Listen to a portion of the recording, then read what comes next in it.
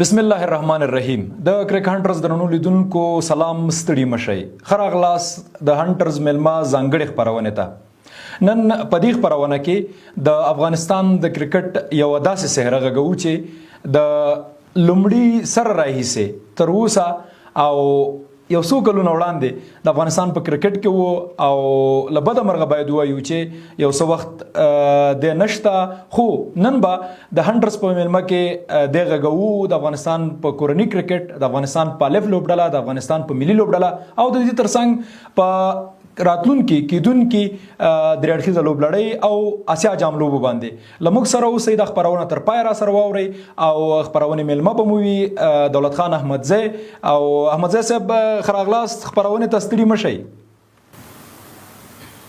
سلامونه او نیکی هلي مې مننه د تاسو د پیج ټول مینوالو ته سلامونه او نیکی هلي بس الله دې وکړي تاسو روغ جوړ اوسئ او ان شاء الله خبرونه ته دوام ورکوو ډیره مننه اجي صاحب پیل به د کرکټ نه وړاندې په دیو چې د مسافرۍ ژوند او امریکا کې شخصي ژوند او کرکټ ژوند څنګه روان دی بس کرکټ ژوند دلته د کرکټ ژوند روان دا ولې ورځ نه راغلی او دلته په د کرکټ په کوچینګ په برخه کې بوخت یو له مختلفو ټیمونو او اکاډمیانو سره نو ژوندم ښه ده بد نه ده بل د مسافرۍ ژوند ده کوشش چې دا داسې ځای کې روان ده چې هلته زموږ د کوشش هغه پایلې چې دي هغه نو نور چاته رسېږي نو هغه شی چې ده لږ سړی بس یعنی خفه کوونکی دی چې هغه نتیجه د بل چا په ګټه باندې پای ته رسیږي اجي صاحب د افغانستان کرکټ سره ستاسو نوم تړلی دی که تاسو د نړۍ هر کونج ته لاړ شئ نو د رسنیو همکاران د کرکټ د برخې همکاران اړتیا لري چې ستاسو نظریات واوري ستاسو نه پوښتنې وکړي او ستاسو له تجربو نه کاغه په حضوري ډول او که په انلاین بڼه باندې ګټه واخلي نو نن بل خیر سره پوښتنې لرو تاسو هم را سره حوصله کوئ که پیل لدی وکړو چې د افغانستان د کورنی کرکټ دغه لوبیز بهیر چې د روان دی دا څنګه ارزوي بالکل د افغانستان ډومېسټک کرکټ زما فکر باندې اوس باید بدل شي خاص کر هغه ساختار د لوبو او د کمپټیشن سټرکچر چې موږ ورته وایو هغه باید بدل شي هغه په دې معنا باندې بدل شي چې په دغه ساختار باندې په 2011 کې کار شوی هغه وخت کې د موږ کرکټ کم او د موږ کرکټ لوبغاړي کم او د موږ سره دومره سهولتونه نه وو دومره کوچز نه وو امپایرز نه وو ډېر مسایلو سره موږ مخ وو نو هغه ساختار د لوبو هغه د 2011 د 12 کال دغه وخت مطابق جوړ شوی اوسه پورې باندې زیات تغییرات کې راغلي وای د کمپټیشن په سټرکچر کې کرکټ باندې زیات غځېدلی وای کرکټ باید عمر ورته غځېدلی وای له کم عمر نه باید کرکټ سوده شروع شوی وای او هغو ته یو ځانګړی ساختار جوړ شوی وای چې هغه د موږ د اتوان لرو چې 11 کلونو نه موږ ډومېسټک سټرکچر نشو جوړولی خو د 14 کلونو نه موږ کولی شو چې یو ساختار د هغه ځوان لوبغاړو دپاره جوړ کړو چې هغه د 14 کلونو 11 کلونو د 19 کلونو دپاره تر اوسه پورې په دغه ساختار موږ نه یو کامیاب شوي او بل دا ده چې موږ باید تر ولسوالیو پورې چې دا کرکټ تر دې په یو منظم ډول باندې غځېدلی وای د موږ د ریژنونو لاندې ولایتونه او د ولایتونو لاندې باید موږ په ډسټرکټ لیول باندې ډېر محنت پکار او ډېر کار هم باید تر اوسه پورې کړی وای خو کرکټ اوسه پورې لا ډېر ډومېسټک کرکټ چې د هغه سنټرلایز ده او د هغه ډیسنټرلایز کول چې دي دغه لپاره یو منظمه پالیسي باندې کار پکار دی چې باید وشي احمدزي صاحب دلته د کوالټي او کوانټیټي خبره ده مثلا ځینې وخت په بعضې ایونټونو کې د لوبډلو شمېر زیاتېږي ځینو کې کمیږي د کمیدلو په صورت کې دوی وایي چې کوالټي ته کار کوو په دغه برخه کې کوالټي او کوانټیټي څومره مهمه ده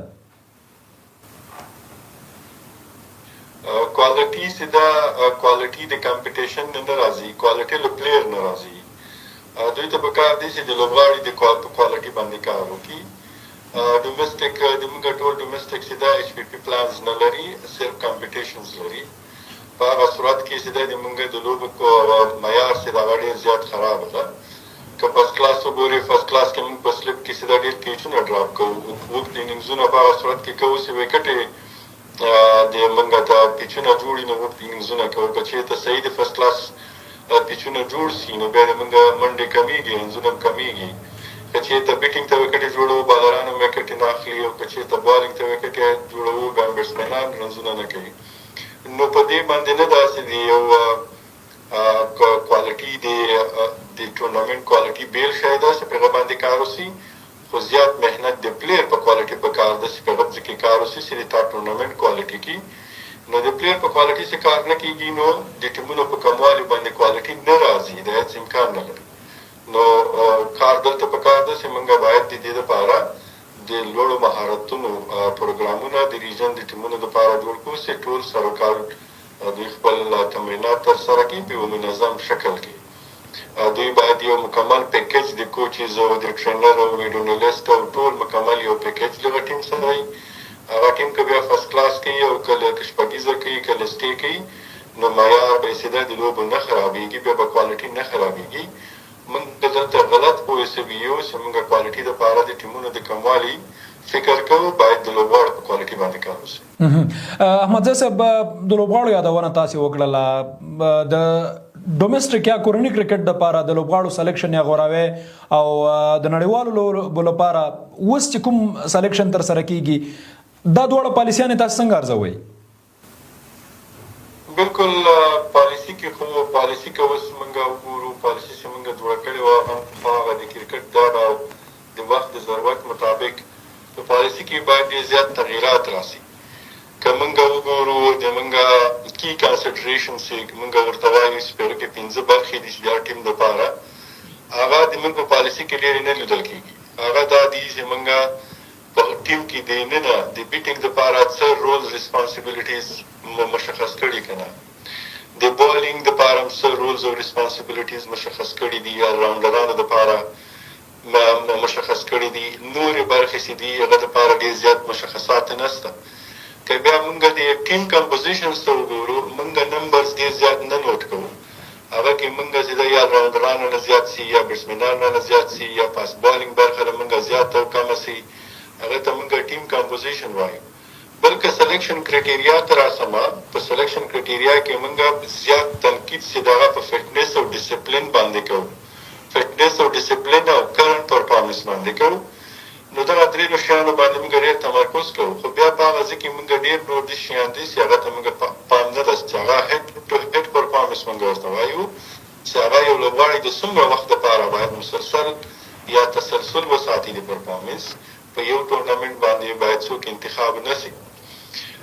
بیا چې دا موږ د چې راځو چې کله ټیم پانل کوو، په ټیم پانل کېدو کې موږ بیا زیاته برخه چې د ټیم د بیلنس ته او هغه کنډیشنز ته چې موږ روان یو، کوم کنډیشنز ته ځو او اپوزیشنز څوک دي د موږ سټراتیجي یا یونیک سټراتیجي باید څه شي اوسي، هغه شیان مسینګ دي. هغه شیان باید په سلیکشن پالیسي کې دا 15 شیان یا 25 تقریبا 25 داسې پوینټونه موږ لرو چې په سلیکشن پالیسي کې نشته، چې باید ځای پر ځای شي چې د موږ سلیکشن پالیسي نور هم روښانه کړي او د ټیم په جوړښت کې ډېر مفید رول ولوبوي.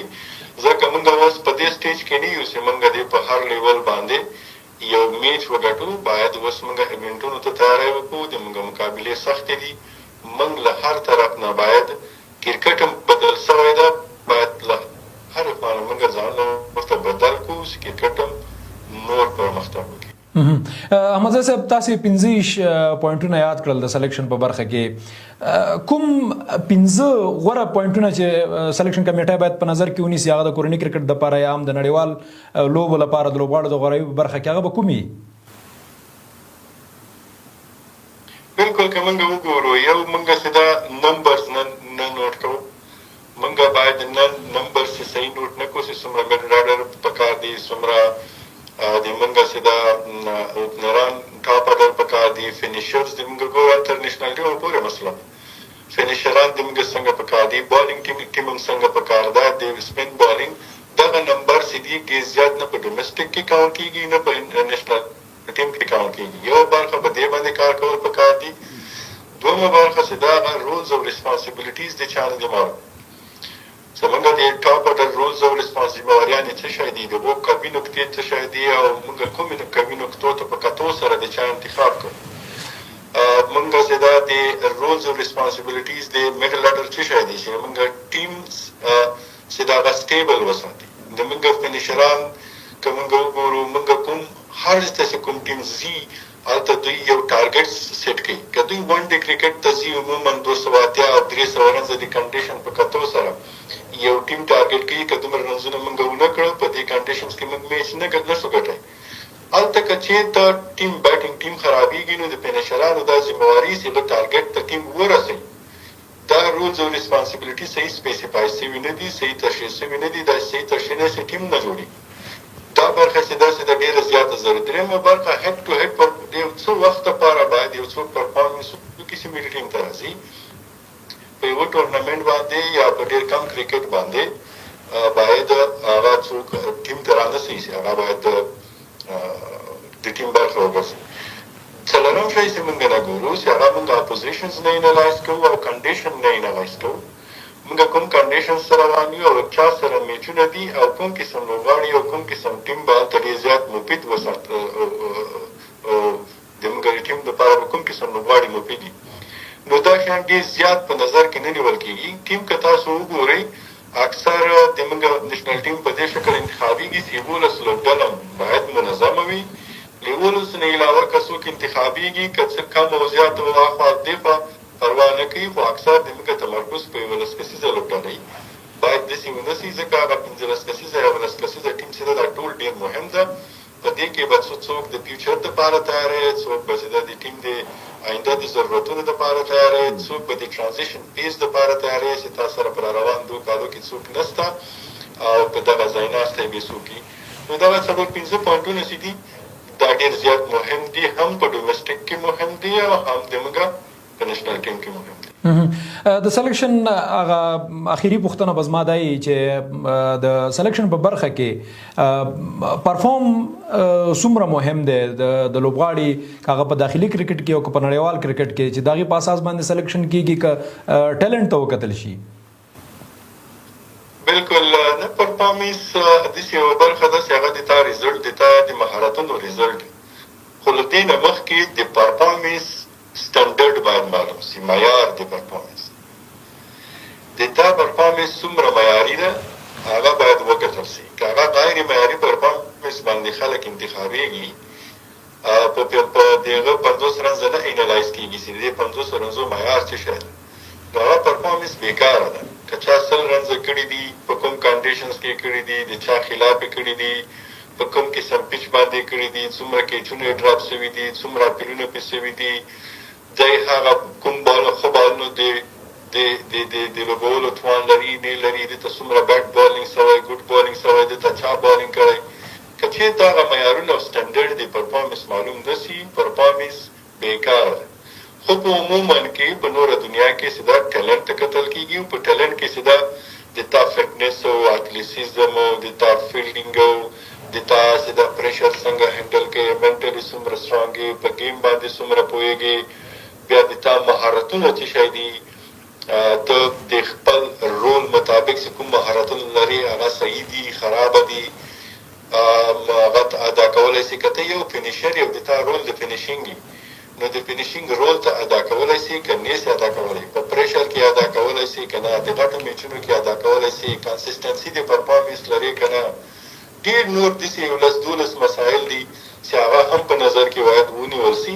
پرفارمنس چې ده پرفارمنس معیار چې که ونه کتل شي ټیم نه جوړېږي. پرفارمنس معیار ډېر ضروري ده چې پرفارمنس په کوم سټنډرډز باندې شوی ده. سټرایک ریټ چې شی ده د تا چې دي څومره د یو رنز دپاره څومره بالونه ډاټ کړي دي، یا څو باله بعد د یو رنز کړی ده، څو باله بعد د څلوریزه وهلې ده، څو باله بعد د شپږیزه وهلې ده، ته به د ټیم دپاره څومره مهمې مفید ثابتېدی شي. دا ټول هغه شیان دي چې دې ته مونږ سټنډرډز وایو. د پرفارمنس سټنډرډز په افغانستان کې نه کتل کېږي او په دې باندې کار پکار ده چې موږ دغه سټنډرډز د پرفارمنس وګورو. صرف پرفارمنس چې ده نه د ضروري امکان دی ولري چې د چا 2-3 کیچ ډراپ شوي او زیات رنزونه یې چې ده په سکویر لیګ باندې کړي یا په پان لیګ باندې کړي یا په داسې ځایونو کې رنزونه کړي، هغه رنزونه نه انالایز کېږي پوره. نو دغه شیان دي چې باید وکتل شي. احمدزي صاحب، د افغان ابدالیانو ملي الف لوبډله په تیر کالم ګډ سیریزونه درلودل، سکالم په پلان کې د ویل کېږي چې لوبې به ولري. تر اوسه پورې د الف لوبډلې چې کوم مسولیت دی چې د ملي لوبډلې د ملاتړ هم د ملا د تیر حیثیت لري او لوبغاړي به ملي لوبډلې ته ورکوي، هغه حق افغان ابدالیانو ملي الف لوبډلې ادا کړی دی؟ نه، ګورئ، الف لوبډله نه ده، دا د افغانستان آفیشل ټیم چې دا خپل ټیم هغه الف لوبډله. نېشنل ټیم خو د آی سی سی ټیم ده، هغه خو ډېر زیات پروګرامونه چې دي هغه د آی سی سی پلي کوي. په ایس پي پي پلانس کې که ته وګورې په 4 کالونو کې دوی 4-5 میاشتې یا 6 میاشتې هم د کرکټ بورډ پروګرامونه مخکې نه وړي. ټول پروګرامونه چې وړي هغه د آی سی سی پروګرام دی. د آی سی سی په وینډو کې دومره زیات وخت نه وي د نېشنل ټیم دپاره چې هغه د کرکټ بورډ ډېر سرخوږی وګرځي یا د هغه د ډېر مشکلات هلته جوړ شي او هلته ډېر محنت وشي، لکه څنګه محنت چې په اے ټیم باندې کېږي. د اے ټیم دپاره به تلو نو کرکټ بورډونو سره غږېږي، هلته به وینډو ګورې، ګراونډونه به ګورې، منظم پلانینګ به کوې، لوبغاړي به روزي، کیمپونه به دې لګولي. اصل د انویسټمنټ ځای چې دغه اے ټیم ده. اے ټیم چې که ته ښه سټرانګ اے ټیم ولرې نو ته ښه سټرانګ نیشنل ټیم لرلی شې. اے ټیم په دې معنا باندې نه ده، اے ټیم چې ده سر روکال کرکټ کوي، هغه بیک اپ د نیشنل ټیم ده او آفیشل ټیم د ملک آفیشل ټیم ده. نیشنل ټیم په ټول د آی سی سی پروګرامونو باندې مخکې رواني، نو اے ټیم باندې ډېر زیات تمرکز پکار ده او اے ټیم باندې هغه ځایونو کې کار پکار ده چې کوم لیدل کېږي د موږ نیشنل ټیم په دې کوم ځایونو کې لیدل کېږي چې هلته موږ په راروان حالت کې خرابېدی سو، اوس خرابه یو او باید څومره امپرومنټ وکړو. هغه رقم تمرینات باید په اے ټیم باندې وشي، که هغه د فټنس په برخه کې، که هغه د ماډرن کرکټ برخه ده، که هغه د موږ چې د فینشرانو مسله ده، که هغه د موږ د اوپننګ مسله ده، که هغه د موږ د میډل آرډر مسله ده. دغه ماشینري باید په اے ټیم کې وچلېږي چې هغه ضرورتونه د موږ د نیشنل ټیم پوره کړي. او اے ټیم چې ده باید ډېرو مختلفو کنډیشنونو ته ټورونه وکړي، سفرونه وکړي او هلته لاړ شي او لوبغاړي په ډېرو مختلفو ځایونو کې او د مختلفو ټیمونو په خلاف باندې وروزل شي چې سبا نیشنل ټیم ته راځي او په ده باندې کوم قسم پریشر هم لري. د الف لوبډلې وروستۍ پوښتنه د الف لوبډلې اړوند، هر وخت چې کوم ټور ته ځي نو د لوبډل مشر تر څنګ په لوبډله کې هم ګڼ تغیرات لیدل کېږي، دا څومره تاثیر لرلی شي په د لوبډله باندې؟ دا خو بس د یو منظم پلان له مخې نه کېږي، په هغه وخت کې په شارټ وخت کې او لاست منټ کې ټول کارونه همداسې کېږي، بیا نو خامخا همداسې تغیرات کې راځي. نه دا خبره نه ده، ملي ټیم ته الف لوبډلې ته باید ډېر درانه وکتل شي، په دې کې د لوبغاړو مقدار باید ډېر زیات وي، دوی باید یو د صحیح لیډر ولري او دوی هم د نیشنل ټیم په شکل باندې یو زبردست کوچینګ سټاف ولري. ځکه اے ټیم نه به موږ داسې پلیر پروډیوس کوو چې هغه د موږ د نیشنل ټیم ضرورت وي، هغه ریکوایرمنټ د وخت وي. هغه پلیران موږ بل ځای کې نسو روزلی، هغه د اے ټیم په شکل کې روزلی سو، نو هلته موږ ته ډېر زیات چې دا په هره برخه کې ډېر زیات تمرکز پکار ده د خلکو د خوشحالولو دپاره او د هغه پریشرو دپاره چې زه خو اے ټیم کې بیا واچوم، هغه شیانو دپاره اے ټیم جوړول نه دي پکار. احمدزي صاحب، جمعې ورځ د 29 تاریخ باندې افغانستان د پاکستان سره په درې اړخیزه لوبلړۍ کې مخ کېږي. دغه درې اړخیزه لوبلړۍ د اسیا جام لپاره د چمتووالي په برخه کې څومره مهم رول لوبولی شي؟ بالکل مهم رول خو لوبوي، ځکه چې هغه لوبغاړي که چا پرفارمنس وکړه د هغو کانفیډنس چې دا ډېر ورسره ښه کېږي، که چا پرفارمنس ونه کړه هغه ورسره هغو دپاره یو ویک اپ کال کېږي چې کوم ځای کې د کومې غلطیانې وکړې، څه شی وکړه او په ذهني ډول باندې دی څنګه ځان بېرته راجګولی شي، یا کوم شیان چې باید دی پرېږدي یا کوم شیان باید هغه لوبغاړی وکړي چې په اسیا جام کې دی پرفارمنس پرې وکړي. نو یو څو وارې اوټېدل د اشتراکت د دې بټسمینانو ډېر زیات ضروري دي چې غلطیانې وکړي یا له خپلو غلطیانو نه زده کړه وکړي، همداسې د بالینګ برخه، همداسې د فیلډینګ برخه، او یو ټایم میلاویږي د کپتان او د کوچ دپاره چې هغه د یو بیسټ پلان سره اشتراکت ته لاړ شي. او که موږ وګورو د موږ ټیم ډېر وخت سره یو ځای شوی نه ده، لوبې نه دي کړې، نو دا ښه فرصت ده چې د ټیم ګیدرینګ وشي، ټیم میچونه وشي او هغه برخو باندې کار وشي چې کومو برخې موږ ته ښکاري چې په اشتراکت کې باید غلطیانې ونه شي، هغو برخو باندې کار وشي او هلته لوبغاړي متوجه کړي. نو بهترین فرصت ده د لوبغاړو د تیارولو لپاره. د شپږیزې لسم پړاو هم ترسره شو. د اسیا جام لپاره چې کومه لوبډله اعلان شوې ده، تاسې به لیدلي دغه لوبغاړي څنګه ارزوئ؟ او که یو بله پوښتنه وکړم، په متحده عربي اماراتو کې موږ پاکستان ته په 6 ورځې لوبلړۍ کې ماتې ورکړه. څومره امکان د دې شته چې په دغه 3 اړخیزه لوبلړۍ کې به افغانستان پاکستان ته ماتې ورکړي؟ بالکل امکان شته. اول پر اعظم ټیم چې ده موږ بیا دې ته کتلي دي چې موږ 11-12 لوبغاړي دې بهترین اوسېږي. که 2-3 لوبغاړي د موږ په ټیم کې ځای نه لري نو پروا نه کوي. دغه شی چې ده دا شی ته باید ښه صحیح نظر وشي، دغه ځای کې باید کار وشي، د موږ ټول ټیم باید ډېر په منظم ډول باندې انتخاب شي. بل بالکل د موږ د ګټلو چانس ډېر ده. د موږ لوبغاړي د ټولو لوبغاړو نه اوس ډېر زیات ایکسپیرینس دي، با تجربه دي، ډېر زیات T20 میچونه له لوبغاړو نه کړي دي. او په خاص ډول باندې پاکستان ټیم چې دا اوس هغه هم په ګټه پسې راوتی ده. د هغو لوبغاړي نوي دي، سلیکشن هغه هم دا د سلیکشن او د انتخاب په پروسس کې دي خلک، هغه یو قسم په پریشر کې دي. نو د موږ امکان شته د ټیم چې موږ پاکستان ته ماتې ورکړو. د موږ د سپین بالینګ سټرنګ نه ټول ښار خوري. د موږ چې دا اوس د موږ ټاپ اډر چې څنګه لوبه کوي، ټاپ اډر د موږ ډېر مشکلات د بیټینګ د برخې حل کړي دي. نو موږ ته صرف په فیلډینګ کې ډېر زیات محنت پکار ده، کیچونه د ډراپ کول پکار. او پاکستان ټیم نوی ده، هغه هم با انرژي، هغه د کانم چې ده ډېر اګریسیو لوبه کوي. نو ښه میچونه به کېږي، خو پاکستان د موږ نه زیات پریشر کې راته ښکاري. احمدزي صاحب، تاسې د سپین بالینګ یادونه وکړله. په دغه لوبډله کې د نور احمد ترڅنګ علامه محمد غضنفر او له نیکه مرغه باید ووایو چې زموږ تجربه لرونکی لوبغاړی مجیب بیرته راغلی د لوبډلې ته. که چېرته 11 کسیز نوملړ ته د محمد نبي ساخیل او راشد خان ترڅنګ یو بل سپینر ځای پیدا کوي، هغه به د دغه 3 لوبغاړو نه کوم یو وي؟ بالکل موږ ته پکار دی چې موږ زیات ټرسټ په مجیب باندې وکړو. مجیب چې دا زموږ ایکسپیرینس لوبغاړی ده، موږ ته په نوي بال باندې په سرکل کې ډېر ښه بالینګ کوي او دا د موږ چې دا یوه یونیک سټراټیجي هم کېدلی شي. او که ته وګورې د پاکستان ټیم که وګورې یا نور ټیمونه وګورې، هغه هلکان په فاست بالرانو باندې په دا اوس تېر سیریز کې ډېر رنزونه کړي دي. نو د موږ لپاره یوه داسې سټراټیجي کېدی شي چې د مجیب لوبول به د هغو دپاره ډېر اسانه نه وي.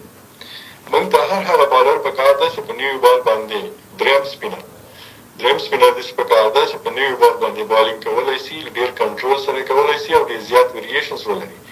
او بله دا ده چې دغه کانفیډنټ لیول ډېر زیات وي، لکه مجیب چې ده. مجیب اوس کانفیډنټ لیول ډېر های ده، ډېر زیات بالینګ یې په نوي بال کړی، ډېر زیات ویریشن سره کولی شي.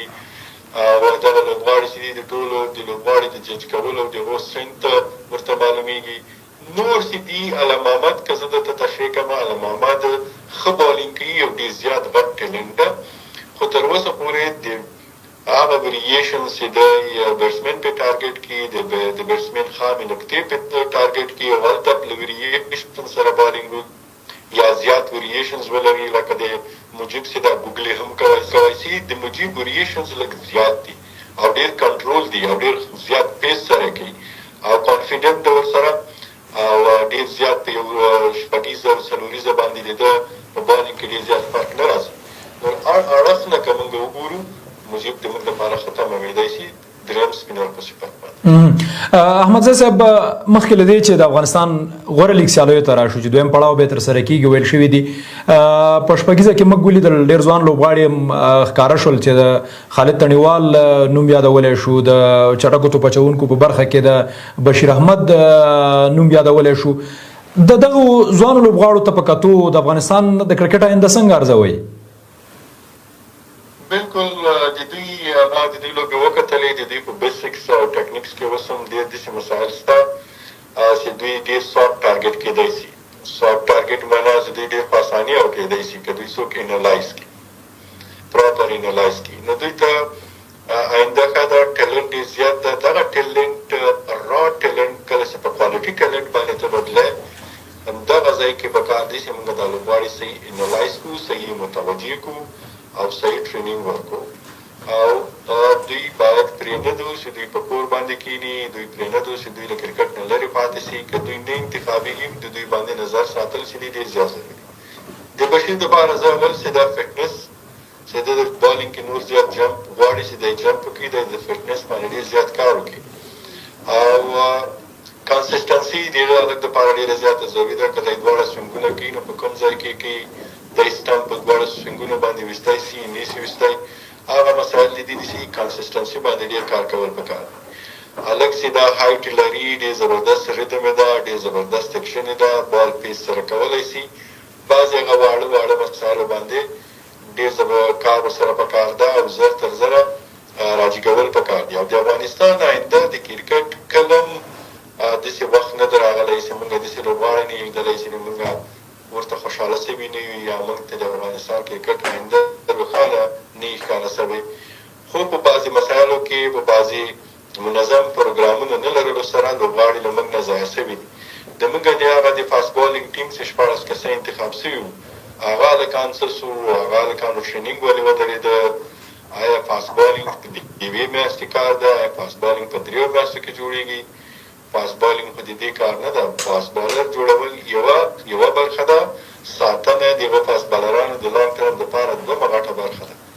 نو موږ باید د لوبغاړو د ساتلو او د روزلو په پروګرام باندې ډېر منظم کار وکړو.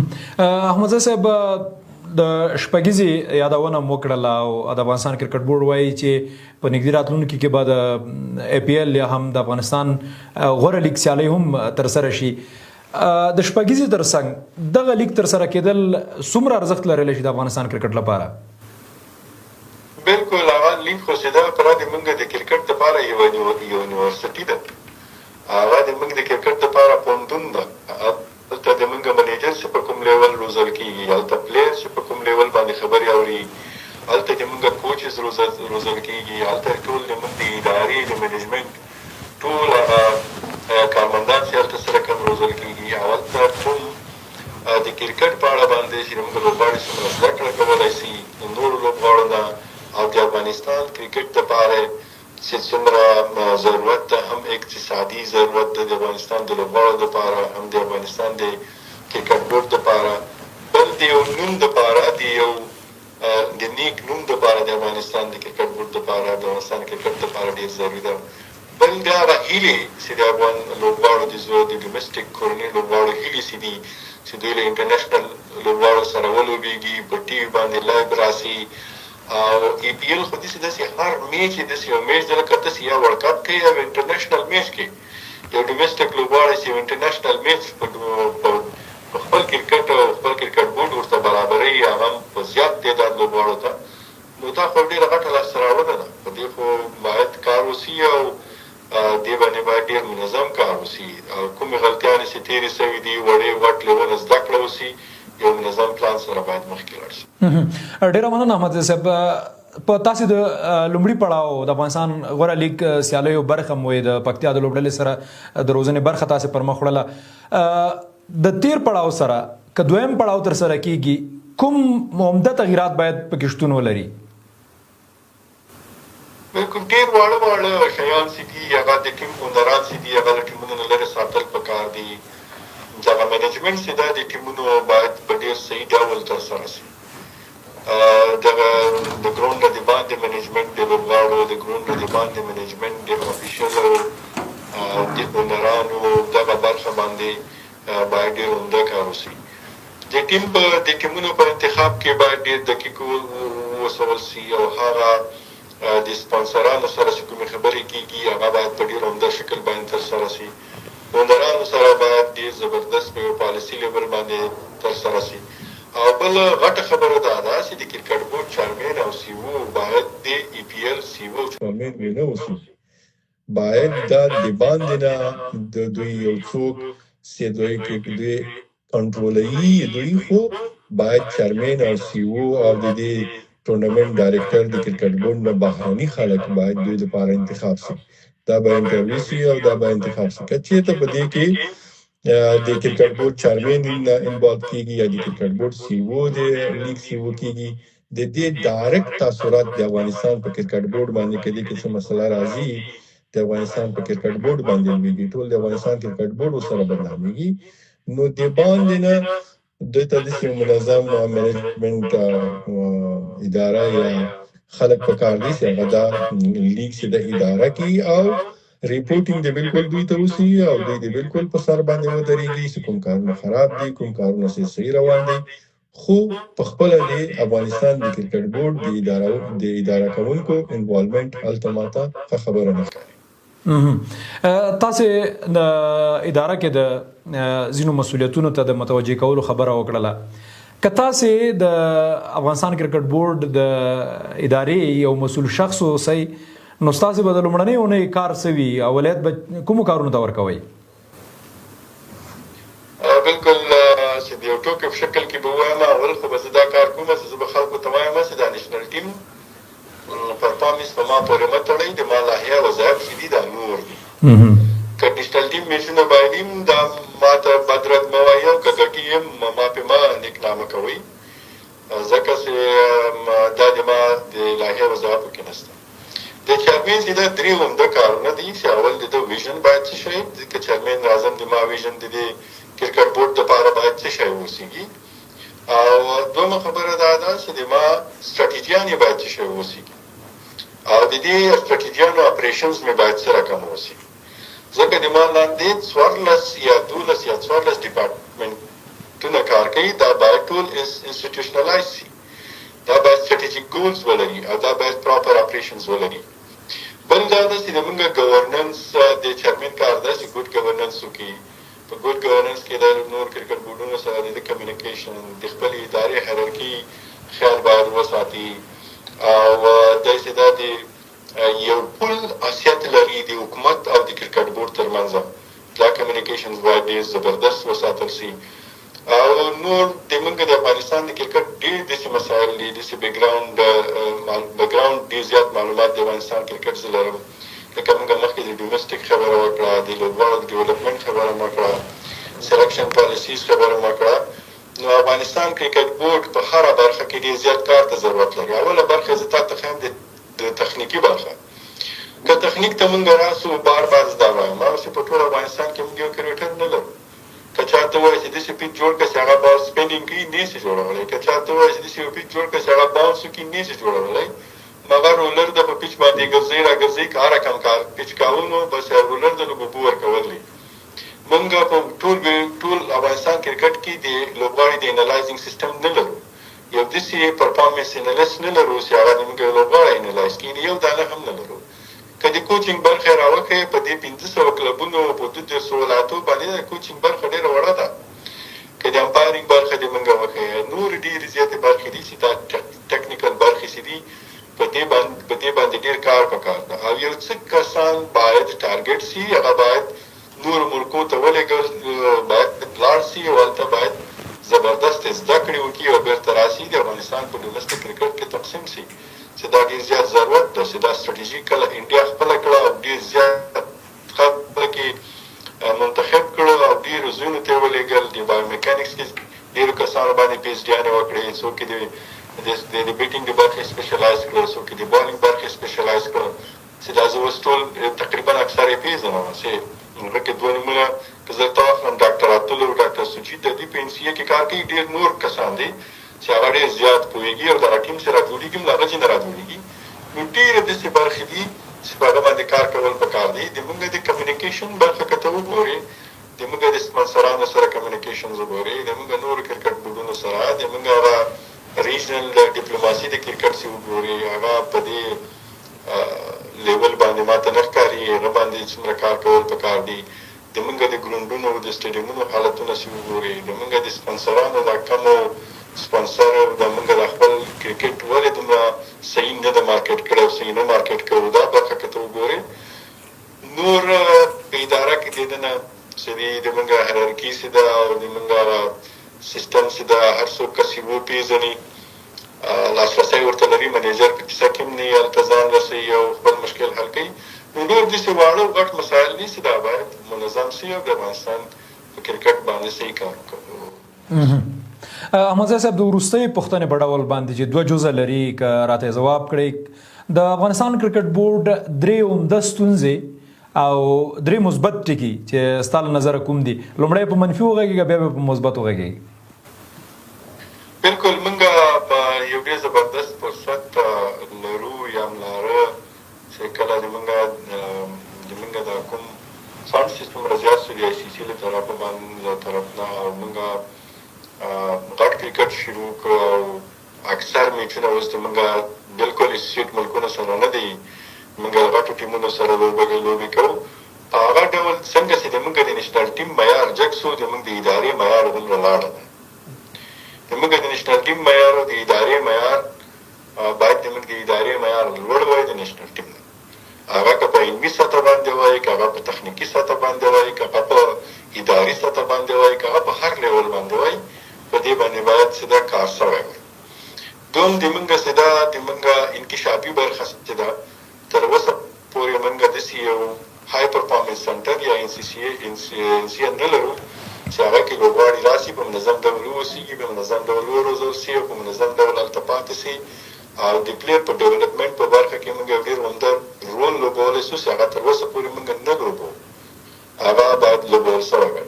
درېیم شی چې موږ په ډومسټیک باندې باید ډېر کار شوی وای، چې هغه ما تا ته مخکې نه ویلې چې زیات ضرورت د دې ده. یو خو دا ده چې ډومسټیک باید وغځول شي، خو زیات ضرورت د عمر کم عمري ته باید دا راټیټ شي.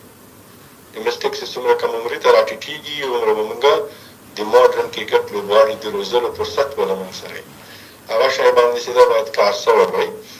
او مثبت بیا دا درته وایم چې په ډېرو بدو حالاتو کې د افغانستان کرکټ بدرنګه نه شو. دا کریډټ زه هم سی او ته ورکوم، هم چیرمین ته ورکوم چې بدرنګه دا چې زموږ نیشنل ټیم ترې بدرنګه نه شو، کرکټ بورډ ډېر لاندې لاړه نه ترې، کمیونیکیشن یې له ګورنمنټ سره ښه، له ډېرو چیلنجونو سره مخ وو، په ډېرو مسایلو باندې زه خبر یم چې مخ وو. هغه مسایل چې دي دوی چې دا ډېر پروفیشنل هینډل کړل، په ډېره صحیح طریقه باندې مخکې ورسره لاړل. نو دغه یو پازیټیویټي ته ویلی شي تر اوسه پورې د کرکټ هغه شی چې باید هغه کارونه باید چې له ملي ټیم سره شوي وای، له کرکټ سره شوي وای، د هغو مکمله مخه ونیول شوه او یو کرکټ د بدرنګي طرف ته لاړ نه، د بدنامي طرف ته لاړ نه، او کرکټ چې ده هغسې ژوندی پاتې شو. د دې تر شا چې هر چا کار کول نو ډېر زبردست کار یې کړی. ډیره زیاته مننه دولت خان احمدزي چې موږ سره د هنټرز په مېلمه کې وی او په ګڼو ډیرو او مهمو مسایلو باندې موږ سره بحث وکړ. مننه. د کرکټ هنټرز درنو لیدونکو، د هنټرز مېلمه ځانګړې خپرونه همدلته پای ته رسیږي. تر بیا بلې خپرونې چې بیا به د یو بل مېلمه سره د هنټرز په مېلمه کې حاضرېږو او تاسو ته به د افغانستان د کرکټ په ډیرو مهمو مسایلو باندې بحث او خبرې اترې ترسره کوو. تر بلې خپرونې د الله په امان.